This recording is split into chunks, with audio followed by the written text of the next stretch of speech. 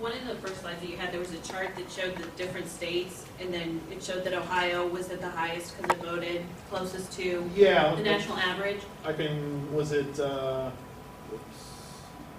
was That it this one, one? yeah. Yeah. Why is DC at the bottom? So DC is really, really Democratic. Like DC votes 90-10 Democratic basically every election. And so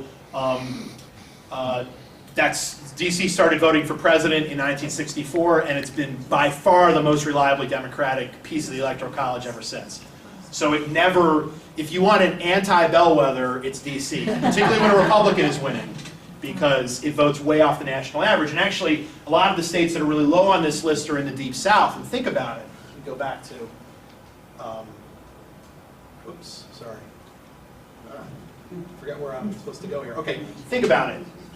So in 1896 and throughout most of the pre-New Deal period, the South is voting with overwhelming majorities for Democrats. I mean, Democrats win the southern states 80-20. Whereas states like Ohio were very competitive between the two parties. And then you flip it, now Republicans win Alabama 60-40 all the time, or South Carolina in the high 50s. And so those states were, really outlier Democratic states in the early part of this period, and then now they're really outlier Republican states, and so they never vote close to the national average because they've swung from one extreme in terms of their party ID to another one. And what's also important, I think, to think about when you look at these maps is that, now the Republicans are clearly the conservative party, the Democrats are clearly the liberal party. The parties are all sorted out ideologically. Voters know the ideology of the parties.